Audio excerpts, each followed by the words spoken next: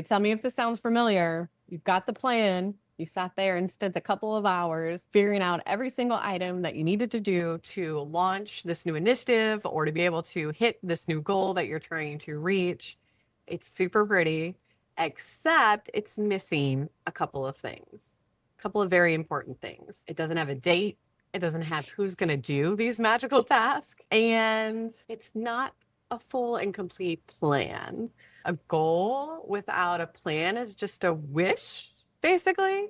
And for most of my clients, they come to me and there is some certain aspect of their business. Either they're trying to launch something new, whether it be a new offer or they're trying to do a new content thing. It's probably because they didn't take the time to actually put a project plan around it.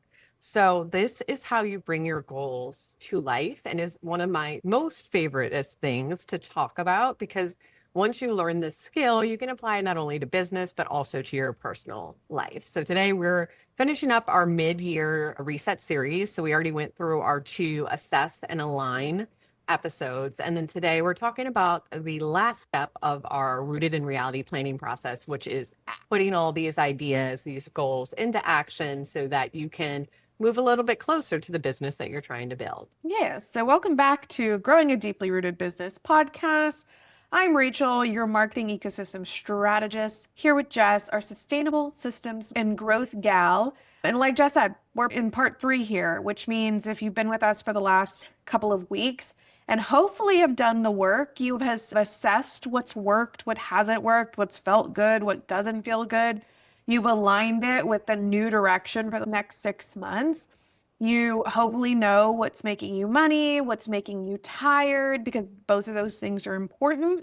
And hopefully we understand a little bit for the next 6 months, what they're supposed to look like and all of that. If you're just joining us, welcome. You can absolutely start here. We do recommend that you go back and listen to those last 2 episodes because it is a compounding effort that we are building here. So before we get into it, we're going to do our quick little energy check because this is my guilt shame bucket. This episode is why I hold so tightly Jess's friendship in my life, because I 1000% was the person with all of the tasks loaded with no assignment to me because I didn't want to see them on my to-do list because it was overwhelming, and absolutely no to-do dates because how dare I? You know what I mean? So if you have gotten here and you're like, oh, assessing all of this felt really good.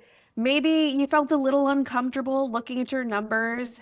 It's fine. We're aligned. We feel better about this because now we feel a little bit more jolted into the new year. That's amazing. We're going to hold that energy because this part, if you're ADHD or neurodivergent, is typically where things start to fall apart or where the action tends to fall short. So take a deep breath.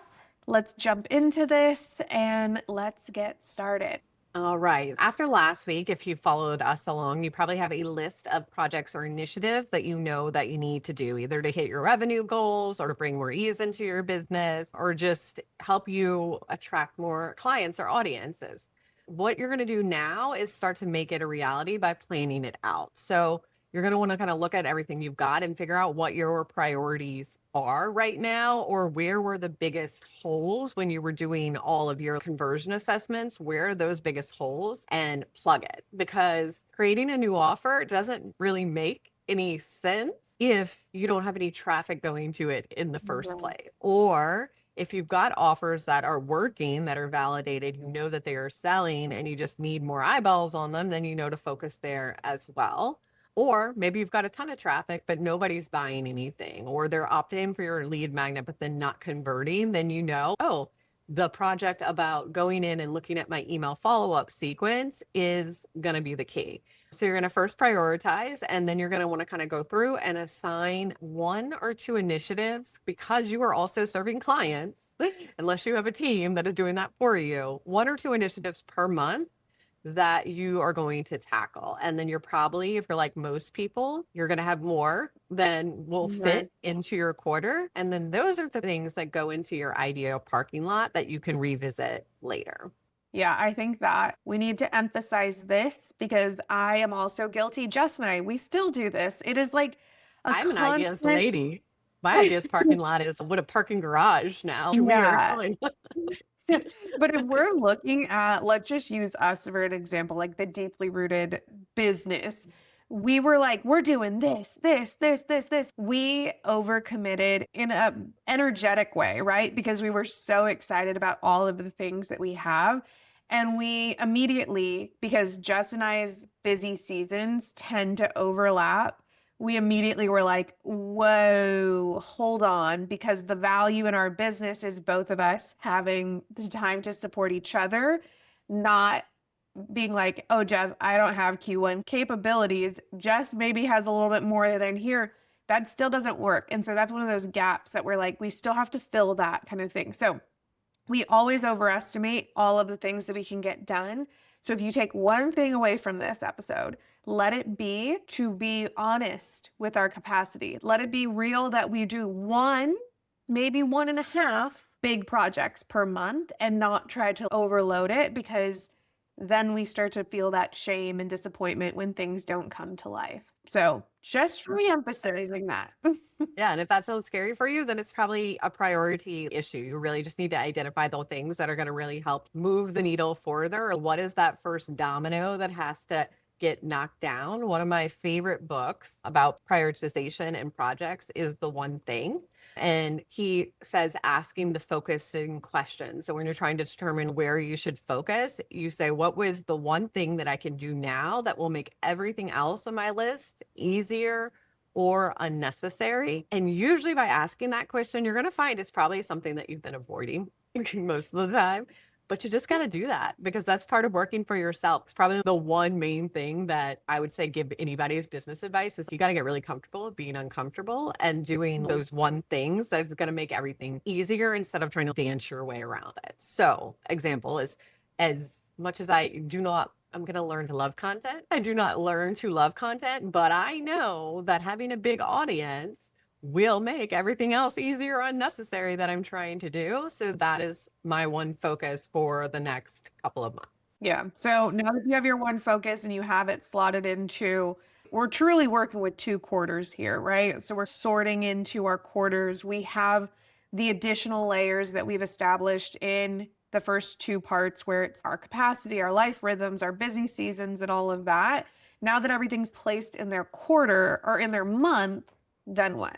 All right. So then we're going to want to start to break those projects down into tasks. If you haven't done it already, you're going to want to like, okay, so I want to launch a new lead magnet. What is that going to look like? I've got to write the lead magnet copy. I've got to get it designed. I've got to set up the tech and the forms for it. You're probably going to definitely want to have an email follow-up sequence for it. You're going to need to load those into it. Those are the ones that I can just think of off my head, but you're going to write them all down.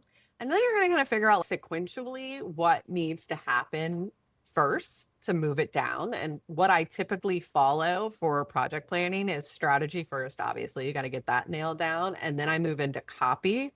And then I move into building the thing, whether it be the website or the actual asset itself. And then we move into tech setup and testing, and then launch. And pretty much that will work out for almost any single project that you're taking.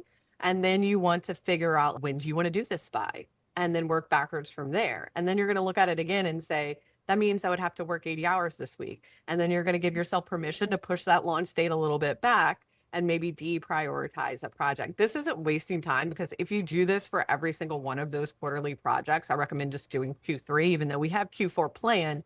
Go into Q3 first, because a lot can change in 90 days. Do it all. And then this might show you, oh, I've still got so many projects on my plate. That wasn't time wasting breaking that off, because now you've already done that part for Q4 when you decide to do it, but you'll be able to really see what your capacity is for working on a project and being really honest about what it is. Or if you do have the luxury of having a budget to bring on people to help you, you can identify, oh, I could get this launched if I outsourced it to this person instead, or these pieces of it to this person instead. You're going to go back to that project management triangle that I talk about, that you're going to either need more people or more time, and that's how you're going to get done. And what I am realizing right now is that I need to listen to myself, because Rachel and I signed up for a challenge where we are going to post content every day, and nowhere in my planning did I block off the time to do that. So that is my homework this week. And I guess what?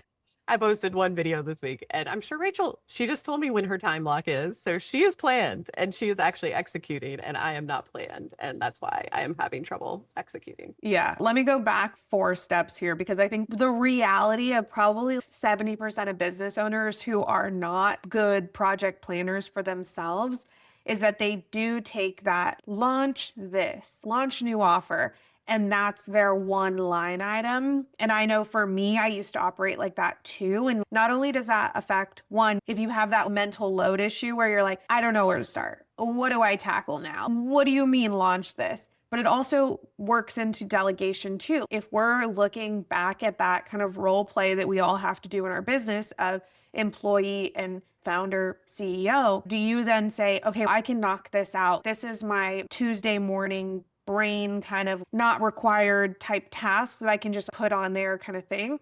Those are the things that you have to have awareness on. And when you have it as a single line item in your project management system, hurts you from a delegation standpoint, whether you're delegating to a team or delegating to yourself. It also hurts you just from a capacity because like Jess said, when you take one, just a lead magnet, right? When I'm helping somebody with a lead magnet in their business, there's probably 20 hours that go into developing and executing that.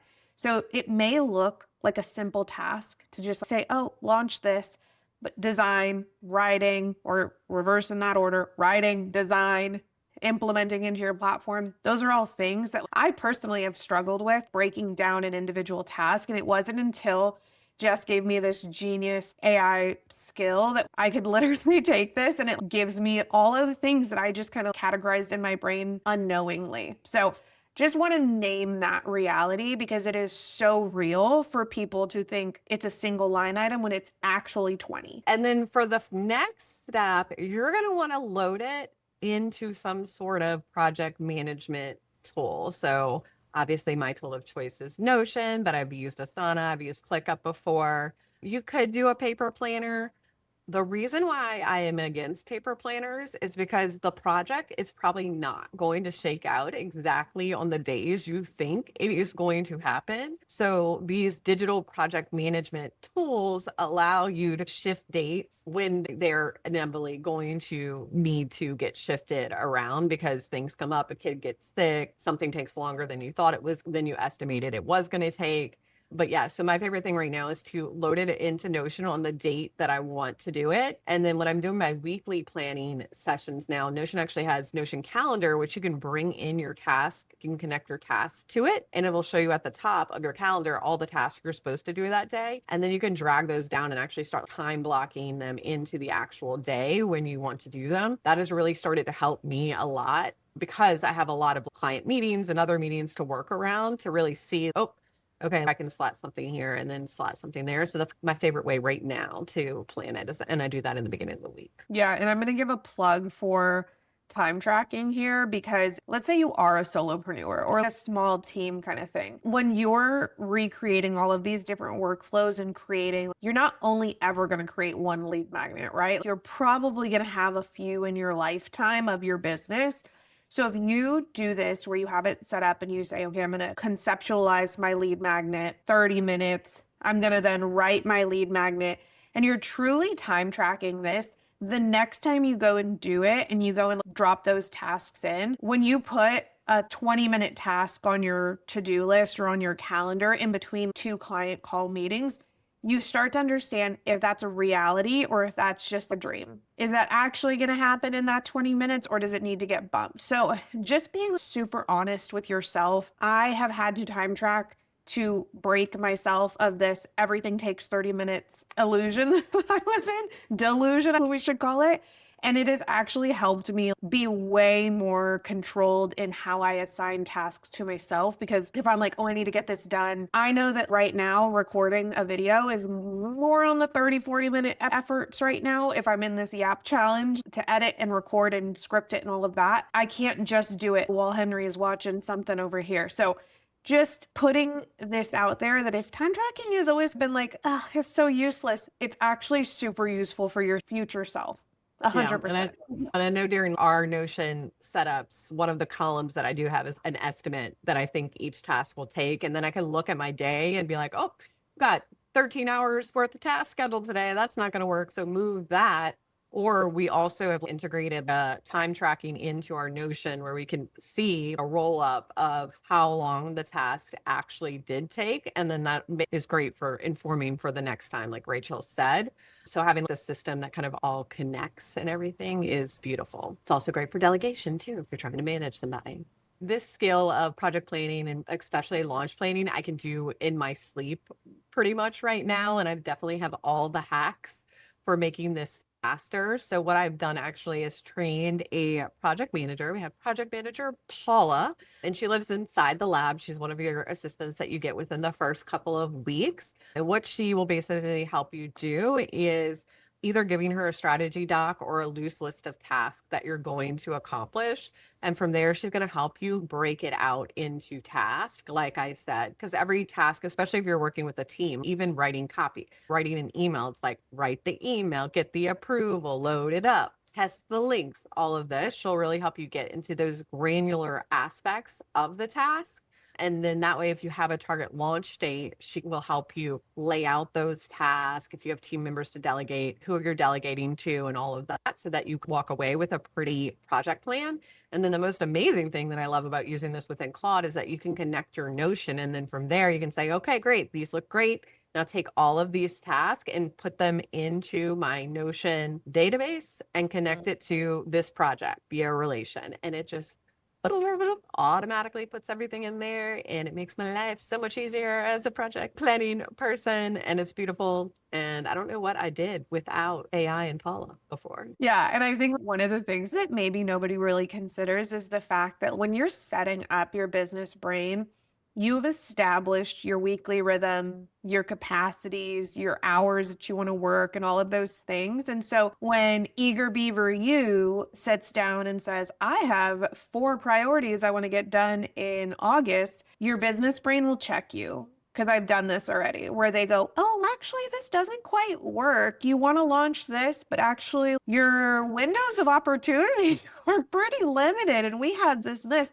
So it's one of those things that if you've done step 1 and step 2 of this 3-part series of assessing and aligning, all of these layers come into play when you're then project planning. And then when you have project planner Paula holding you accountable for this, it's super valuable. So let's recap the steps of our ACT session. Like we said, if you haven't listened to the past 2 episodes, we definitely recommend you to go listen to those. But for this step in particularly, you're going to want to sort your projects by priority and map out 1 or 2 that you want to do each month.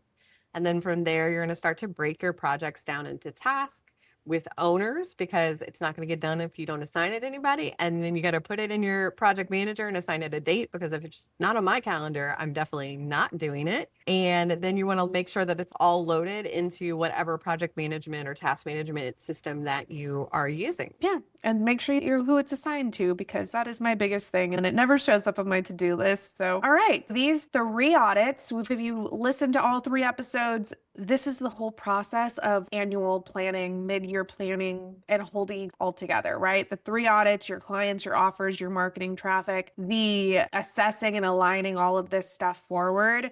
This is how it all comes into a sustainable life first business system that helps you, 1, not burn out, 1, not feel guilty for not getting all of the things done, and get your goals off of your planner and into reality. So that's the whole process. We do recommend that you check in on this quarterly. Have your little business meetings with yourself. Don't push them away, because they are important. Yeah, we hope you enjoyed this series. Come back next week, because we're going to be moving into a launch series. This is one of me and Rachel's specialties and one of our most favorite and exciting things to do, because we're both moving into launch season, which usually happens around that September, October. It's a really great time to launch. And I know I've got a couple of clients launching. I'm sure Rachel does as well. So next week, we're going to be talking about how AI is changing the launch landscape. So I'm super excited about that. And until next week, We're rooting for you.